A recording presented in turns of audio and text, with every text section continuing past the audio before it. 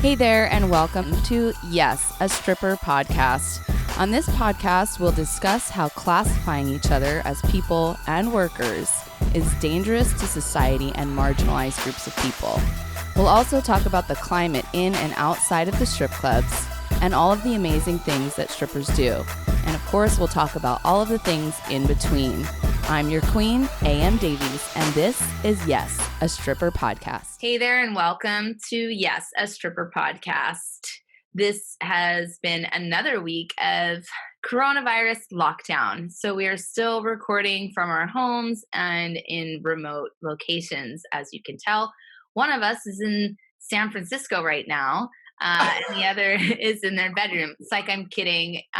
He's not in San Francisco. But anyways, to start off with a thought for this podcast. So yesterday I did a live interview on Whole LOL's Instagram account with Dan Rosen. And we talked a lot about how to treat each other in the pole dance and stripper community, and how there's a divide and how that's sort of kind of shrinking, but it still does exist. And one of the things that Dan asked is, how do we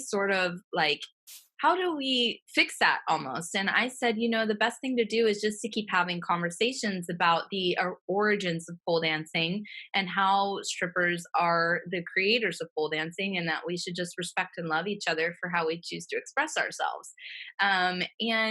There is a small percentage of us that kind of dance on both sides of being recognized as a pole dancer and being recognized as a stripper. And one of my favorite things to say is some strippers pole dance and some pole, and what is it? Hold on. Now I'm messing up my own quote. Not all strippers pole dance and not all pole dancers strip. And that's because you can do both, or do one or do the other. And you don't have to, just because you do one doesn't mean you're automatically a certain way. And so, it's really important for us to not only educate each other, but definitely to educate like the mainstream public about what pole dancing is versus what stripping is, and why they're both awesome, and why any way you do any of it is okay. And one of the people that also dances on this line of being recognized as a pole dancer and as a stripper is our guest that's on air with me right now, Miles. Hello. Hello. Yes, Miles, you identify as a pole dancer and as a stripper. Am I correct in my thoughts? Yes, you are perfectly correct. And again, I was teeter-tottering too, because I was introduced to this community by strippers. Yeah. But I didn't have a home for me to strip at. You know what I'm saying? Because I was a male and didn't really have a home, so I found pole studios. So then I merged both of them together, and I was like, I love what I do. I love stripping. I love pole dancing. Let's rally it up together. Totally. And you I felt a struggle for so long as pole dancing was like rising up, and Right. I was having conversations in the strip clubs with other strippers who were like, fuck people who pole dance and took our thing and did it at home. And I was like, whoa, like, it's chill. They don't mean anything. And then Not a Stripper came out. And so like that generation that started happening around 2008. When did you start like poling and stripping? So I have always had a love for dance and let's say stripping, I guess. I didn't find out about it until after I graduated from high school, which was 2011. So 2011 was when I found out about stripping. Okay. After that, it went boom! Yeah. So I did not get into a pole studio, though, until about 2013. And the thing about it for me was I wanted to help strippers be better dancers. It was never for me about pole. It was always me seeing women that were really like, damn, I want to be better. I want to do better, but I can't learn anywhere. And these girls want to teach me. I don't know what to do. And I said, say less. So I took it upon myself to be really somebody who wants to build the community from within, Yeah. Because I feel like a lot of girls didn't have a place to go, or they felt ostracized. Like you said, hashtag not a stripper. Some pole dancers aren't strippers, and they make sure you feel that. So when you come to my classes, anybody knows they never feel that at all. Have you seen that firsthand, what you just said? Like you go like Yeah. some strippers go into a pole studio. Can you do you have an example? You don't have to use names or anything, but can you tell us a little bit about that? Yeah. The thing about me is I've completely developed my brand to be like the stripper whisperer, like the stripper instructor. Like my whole brand is to teach strippers. And the thing is, I think sometimes people will go to pole studios and they'll be Mhm. like, "Yeah, I saw young pole master pole dance and I want to learn." And they're like, "Oh, we don't do that stripper stuff. Take your heels off. We're gonna do a nice 30-minute warm up, and then we're gonna go into a pole sit." And then the girls are like, "Well, damn, this isn't gonna make me money. I don't know what I'm gonna do." And Right. also, too, the it's also not only the instructor, but sometimes the people taking classes completely violate these girls. Like, oh, how much do you make a night? Oh, what's the craziest thing that's ever happened to you at the strip club?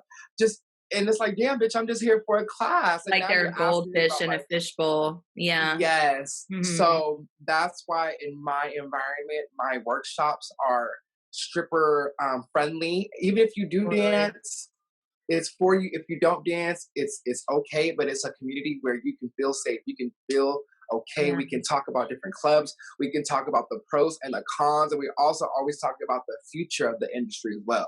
I'm the type of Yeah. person where you take my class, it's bigger than a pole class. Like I really care about my students, and I want the best for them. So I completely analyze them from their personal situations. Yeah. What's your hustle? Are you a stage girl? Are you a floor girl? Are Oh, you a tight. VIP girl? Yeah. It's deeper than just the pole. Like Totally. it's a whole thing. Obviously you understand. 100% because then there's times where like okay, so there are these scenarios where I'd be dancing in Vegas and I would be with Uh-huh. one customer for like 6 hours in like the champagne Right. room. And it's like Look, there's hold on, wait, hold only on. First off, thank you. Thank you. like, Thank you. Um, there's only so much wiener grinding you can right. do for 6 hours. So you've gotta be clever in your movement and then, like, maybe do stuff on the floor and then figure out how to do stuff on the couch without Yes. continuously wiener grinding for 6 hours. Yes. I just love that word, by the way. I like girl, I have the biggest smile on my face. I'm like, yo. But you're so right though. And again, as a male instructor, I give girls a different point of view. Yeah. Sometimes women teaching other women, it can either be really good or really bad. Sometimes it can get pretty like not combative, or it could be like a conflict of interest or a sense of competition. But for me, when I'm teaching, I want the best for my students. Like I am a male, so I know what guys like, so I can Oh, talk yeah. about the VIPs. I can like mine. I might be gay, but my dick gets hard too. So I'm able Sure. to.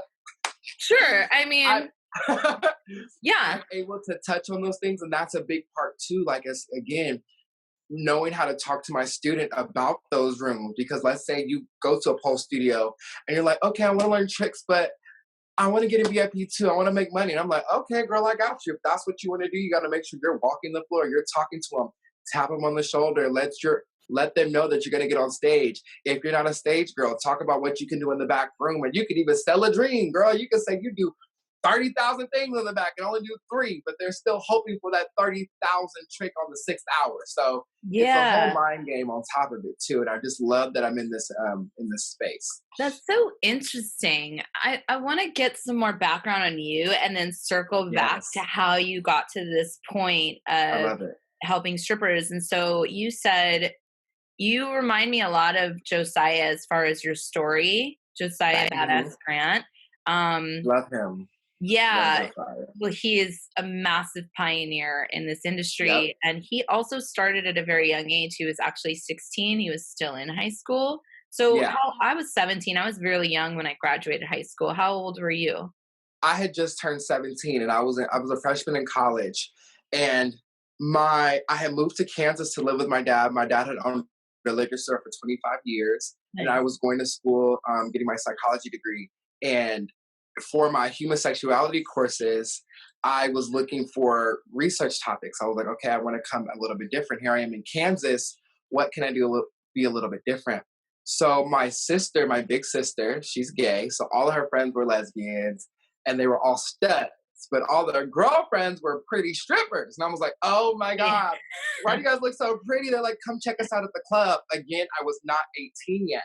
So I had Yeah. to get one of my friends' fake IDs, and I went in there and I was doing my math homework in a VIP room. That's Literally great. doing my math homework.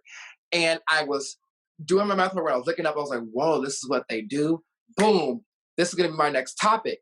So I started researching. I started, analyzing what stripping really was. It wasn't about the pole. It wasn't about the dance. It was about the communication, the relationship building, the alcohol, the real life scenarios that come. And the dancing came last because I ran up on the pole and found out it's fun. And I was like, woo, I think I can have some fun with this. Yeah. So it started with the behind the scenes. Okay. And then pole became, it was easy for me. Pole was easy for me, but my whole thing was like the mental game, the money, the connections, and then pole came after. And once I moved back after college to Los Angeles, I went to a pole studio, and they offered me a job a week later.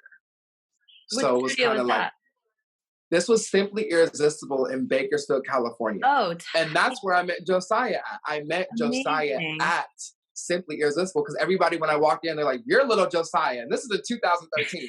They're like, you're little Josiah. And then fast forward, me and Josiah worked together for Britney Spears. We danced together. Like, that was, like, he's like a big brother to me. Like, I really love him. So nice. Yeah, no, Josiah, he's near and dear to my heart. So yeah. I'm thankful for people like him, and I hope I can inspire more people like us.